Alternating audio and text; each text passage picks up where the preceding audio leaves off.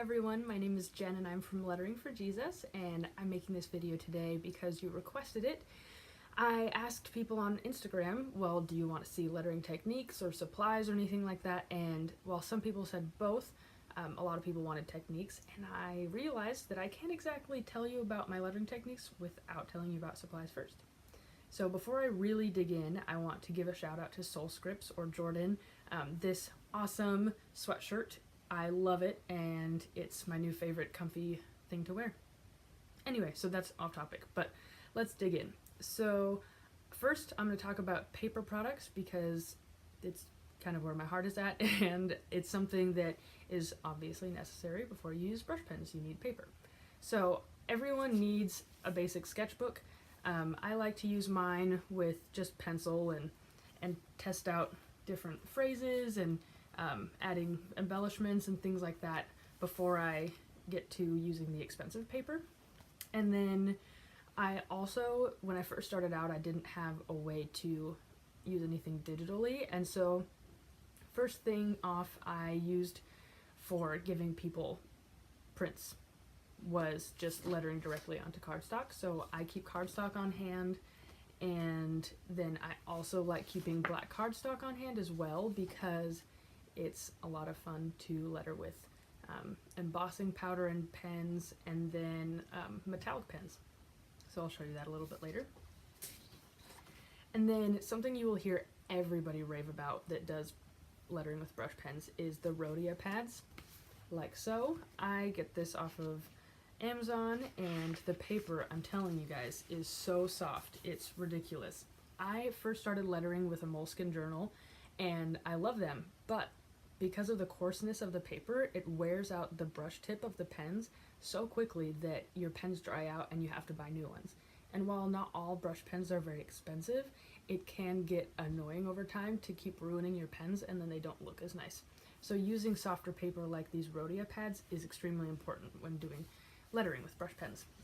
But I also don't necessarily like spending a lot of money on paper, so I went to Michael's looking for other alternatives, and there was this, and it's a marker paper pad, and the paper is just as soft as Rhodia, it just is cheaper. So I like these a lot. Now let's dive into the pens themselves. So first thing, you will hear many people say that the Tombow Tombow Funosuke hard and soft nib pens that come in 2 packs like this, there are other ones missing because I'm going to use it here in a second. They are awesome, and I love them for starter people. I love them for basic lettering, and I also recommend it to those starting lettering. That's what I meant to say.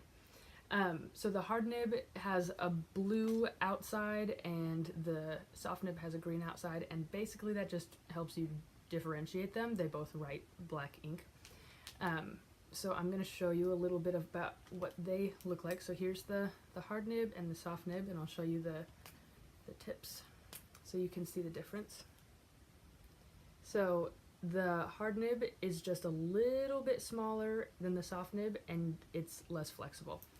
So I will write with them so you can see, and for this video, for the sake of ease of editing, I'm going to write just like this.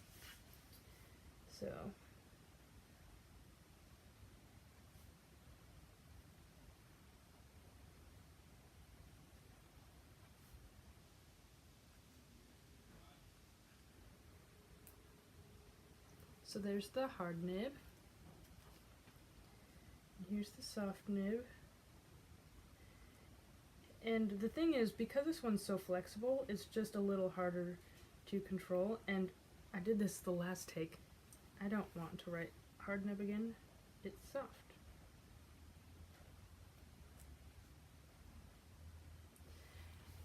Anyway, so you can see that these downstrokes are just a little bit thicker than the ones with the hard nib. So the soft nib means a little bit thicker downstrokes and more flexible. So use that how you'd like to use that information. Okay. Next are the, again, Tombow. These are the dual brush pens that I misspoke earlier. I really like them because they allow you to do a lot of blending, which I will show you. They have just the normal marker tip on this end. As you can see here, this isn't a brush pen at all. And then the other side is basically a giant brush tip. So these are really nifty, and I will show you what it looks like. So I'm just gonna write Tom instead of Tombow because it's faster. So as you can see here, they also have this cool gradient effect, and you'll see that on a lot of these color pens, which I love.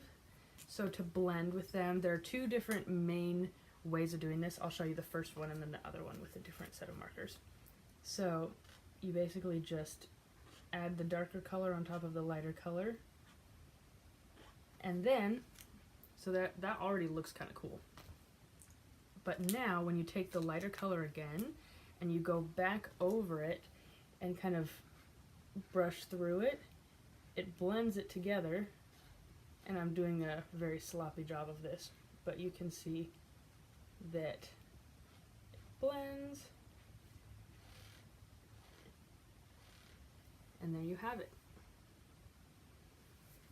Okay, and then the reason that you can do that with these is because they're water-based, and so it doesn't ruin this lighter one to have the darker color on it. So to get the color out, you just write with it a little bit, and then it's all back to normal.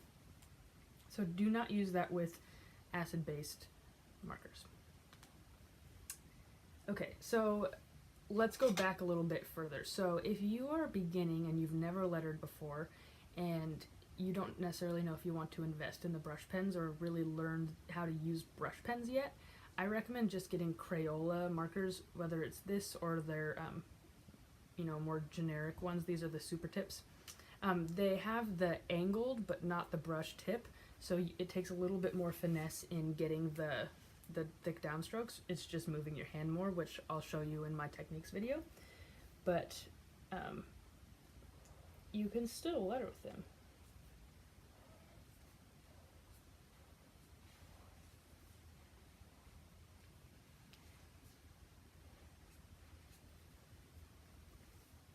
See?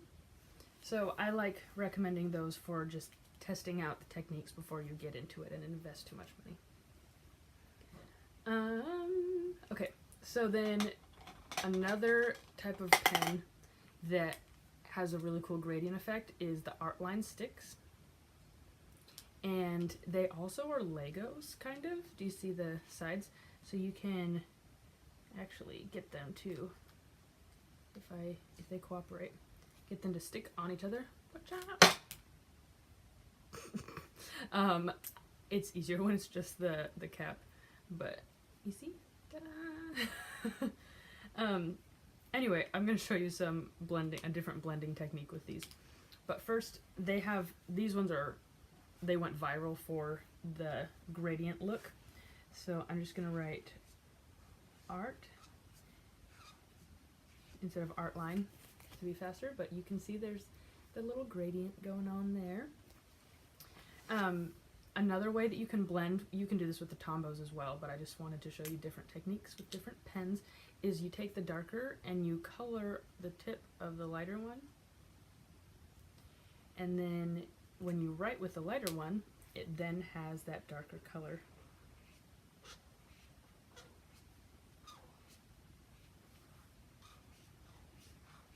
I don't know if this was the best example because they're so close, but anyway, it gets a little bit better when it's not such close colors together. So when I really like using yellow and orange or pink with that technique, and it works a lot better than this seemed to.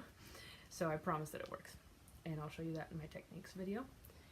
And then we have another brand, the ZIG Kuretake Brushables, and these have brush tips on both sides. Ta-da. And it's just two different shades of the same color. So this is both green, just one of them's lighter. And these ones also write really smoothly and have a really good gradient effect. Ta-da. I like how I keep making these weird sound effects for success, I guess, when I show you a new pen. What else do we have here? So this is a metallic brush pen. It is by STA or STA. I'm not exactly sure how you pronounce it, but it's metallic, and I use this on the black cardstock, and it's really hard to control, so I do not recommend this for beginners, but it's so pretty that it's hard to pass up. I saw this on Amazon and just said, okay, I'm gonna get them even if it's not the best investment. And so that's kind of what they look like. It's hard to show you the shimmer here, but the more you write with them on top of each other, so the more layers, the more obvious the color is. So this looks a little bit more silver, or just metallic, and this is more green, kind of. I hope you can tell.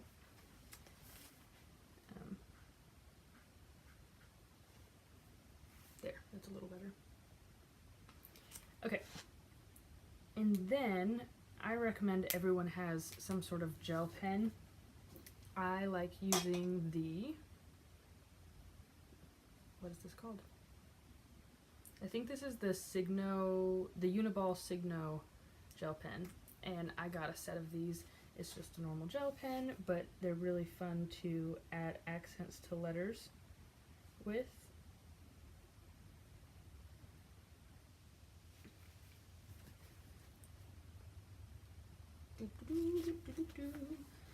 Apparently I like singing a lot. You might already know that. And then I also recommend having some sort of kind of professional looking black pens. So I get the Micron pens, and I just get, the set. So this one is 0.8, but there's also down to like 0.5 or something, or 0.1. Anyway, so these are also good for accents on letters like that, but they are also good at, wow, this is terrible. This is my own writing, not a reflection on the pen itself. But they are fun to use for adding, normal writing with some of your lettering. And something that everybody needs, a pencil. It's honestly one of the best tools you can have. You practice, and then you don't waste the ink in the pens. You can also, based on how the pressure you put when you're writing with it, you can make it look like lettering, even though the tip of it obviously doesn't bend or anything. So the downstrokes are darker and upstrokes are lighter. Even though it's not a thickness thing, it still gives you that cool effect. So I like practicing with pencils as well, but they're also just good in general to get the overall outline of what you're gonna write figured out before you do it on the final product. And last but definitely not least, my favorite pen to use is the Pentel Touch Sign Pen, or Pentel Feud Sign Pen. They have a bunch of different names for it, but just look up Pentel brush pen and you'll see these. It's a soft but small nib, and they have so much ink in them. It's really fun to write with. It's, again, a little harder to control because of the soft nib, but I think it's really worth it. Look at that. That's a cool gradient. Okay, so those are all of the pens I have to show you today, and pencils and whatnot. And if you have any questions, please ask them below. I'll include links to buy all of these, and yeah, let me know if you have questions or comments and how you liked it. And then we will get onto techniques here pretty soon. If you also have requests for techniques for me to do videos about, then put those in the comments and I'll make sure that I get those going. So that's all I have for you today. Again, I'm Jen with Lettering for Jesus. You can find me on Instagram. I have a website and an Etsy shop. So letteringforjesus.com or etsy.com/shop/letteringforjesus. So check me out there, and I love that you all took the time to watch this.